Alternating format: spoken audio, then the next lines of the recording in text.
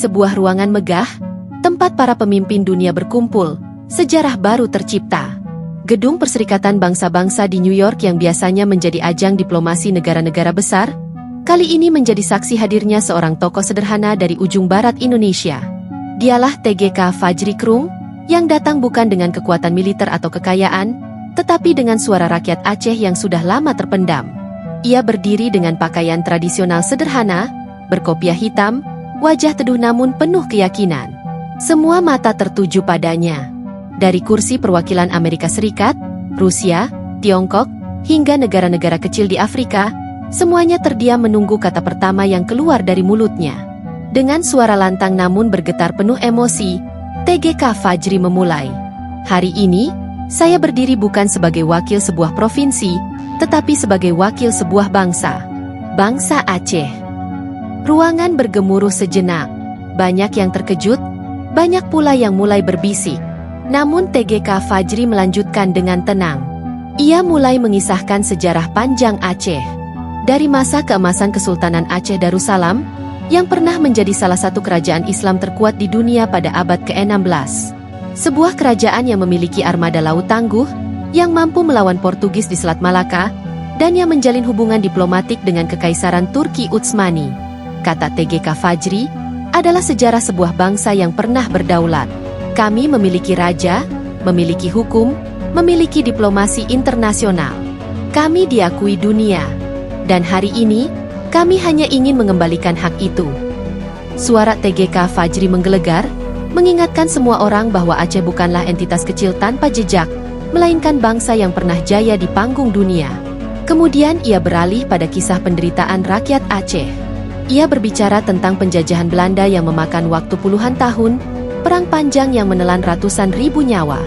Ia menyebut tentang kekejaman masa konflik modern, ketika darah rakyat mengalir di sawah dan gunung, ketika anak-anak kehilangan ayah, dan para ibu kehilangan suami.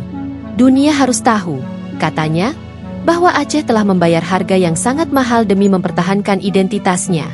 Dan meskipun kami terikat dalam kesepakatan politik di masa lalu, suara hati rakyat Aceh tetap sama. Kami ingin menentukan nasib kami sendiri.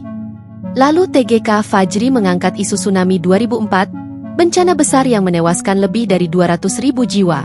Ia mengatakan bahwa meskipun bantuan internasional datang, penderitaan itu sekaligus menjadi simbol bahwa Aceh berdiri sendiri dalam menghadapi nasibnya. Kalau alam saja sudah menguji kami dengan begitu dahsyat, katanya, maka tidak ada yang lebih berat dari itu. Dan kami tetap berdiri. Artinya, rakyat Aceh siap berdiri sebagai bangsa merdeka. Setelah membangun narasi sejarah dan penderitaan, TGK Fajri mulai berbicara tentang masa depan Aceh. Ia menggambarkan Aceh sebagai negeri kaya raya dengan minyak, gas, hasil laut, dan lahan subur. Sebagai jalur strategis di pintu gerbang Selat Malaka, Aceh memiliki potensi menjadi pusat perdagangan dunia, bahkan menjadi Dubai-nya Asia Tenggara.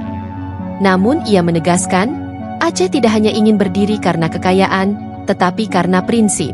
Karena hakikat kebebasan. Karena hak menentukan nasib sendiri adalah hak asasi yang diakui dalam piagam PBB. Kemudian, dengan suara penuh keyakinan, ia bertanya kepada dunia, mengapa bangsa Timor Leste bisa merdeka? Mengapa bangsa Palestina terus diperjuangkan di forum ini? Apakah Aceh tidak memiliki hak yang sama? Pertanyaan itu membuat ruangan hening. Kamera televisi internasional fokus pada wajahnya. Beberapa delegasi dari negara Timur Tengah mulai mengangguk. Perwakilan dari Afrika tampak memberi tepuk tangan kecil. Lalu TGK Fajri menyampaikan janji besar. Jika Aceh merdeka, kami akan menjadi bangsa yang adil, bangsa yang terbuka untuk investasi, bangsa yang menghormati perdamaian dunia. Kami tidak ingin perang, kami hanya ingin pengakuan. Tepuk tangan pun menggema di ruang sidang. Beberapa delegasi berdiri memberi apresiasi. Media internasional segera memberitakan, Aceh Nation Leader demands independence at the United Nations. Nama TGK Fajri Krung pun melejit, menjadi simbol perjuangan baru rakyat Aceh. Di tanah kelahirannya, rakyat berkumpul di Meunasah dan masjid, menonton siaran ulang pidatonya dengan air mata haru. Anak-anak muda Aceh mulai percaya bahwa masa depan berbeda bisa terwujud. Pertanyaan pun muncul. Apakah dunia akan mendengarkan suara ini? Apakah PBB akan mengakui Aceh? Ataukah semuanya hanya akan menjadi gema yang dibungkam oleh politik global? Namun satu hal pasti, sejak hari itu, sejarah telah mencatat bahwa TGK Fajri Krum berdiri di panggung tertinggi dunia, menyuarakan kata yang tak pernah padam di hati rakyatnya. Aceh Merdeka!